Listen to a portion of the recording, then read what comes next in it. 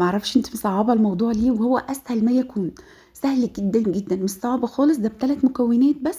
هتعملي اسرع واحلى سبونج يطلع معاكي يجنن، ولو لسه مبتدئه اوعدك يطلع معاكي ناجح من اول مره. يلا بينا نسمي الله. وهاتي البوله بتاعتك، انزلي فيها باربع بيضات، رشه فانيليا، نص كوبايه سكر عليها معلقه كبيره من السكر، يعني نص كوبايه ومعلقه كبيره، ورشه ملح.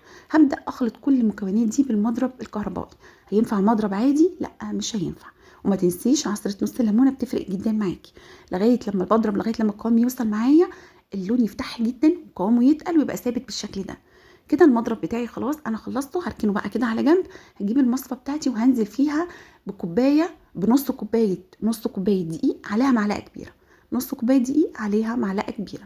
مفيش بيكنج باودر، مفيش اي اضافات تانية خالص. هجيب بقى معلقه او مضرب يدوي، هبدا كده من فوق لتحت عشان الهواء، احافظ على الهواء اللي جوه البيض. من فوق لتحت بخلط الدقيق لغايه لما المكونات كلها تختلط معايا بالشكل ده.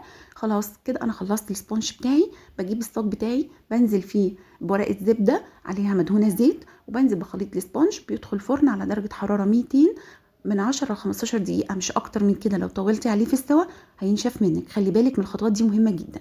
هروح بقى على الفراوله بتاعتي. انا بحب ازوقها كده بشويه شوكولاته بيضه، لو عندك شوكولاته دارك برضو مفيش اي مشكله، بتبقى طعمها يجنن يجنن يجنن. بعد كده هنجهز الكريمه. كوبايه كريم شانتيه، كوبايه حليب مثلج، معلقتين سكر. بقلبهم مع بعض بالمضرب الكهربائي بتاعي. بخلط الكريمه بالشكل اللي انت شايفاه ده. اول ما توصل القوام ده كده الكريمه عندي تجنن. اول بقى ما السبونج طلع وبرد كده عندي، هاخد الاحرف بتاعته كده اساوي السبونج بتاعي. وانا هدهن هنا يعني هتبقى المربى اساسي معايا.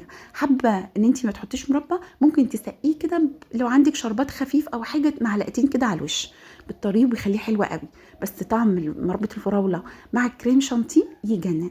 هسيب لك طريقه المربى تحت الفيديو لو انتوا عايزين فيديو المربى، انا عاملاها في البيت.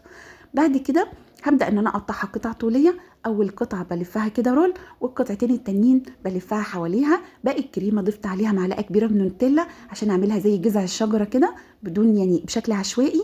والفراوله بقى هزوقها على الوش بالشكل الحلو اللي انت شايفاه ده.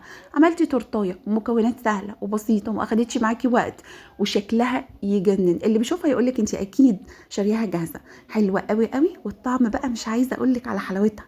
طعمها ده بقى والله احلى من الجاهز كمان. تحفه وتجنن وتعجبك جدا جدا. وشكلها من جوه كمان حلوه قوي قوي. هوريهولك دلوقتي الطبقات كده ما بين الفراوله والكيك والكريمه، تجنن. جربيها تعجبك قوي قوي.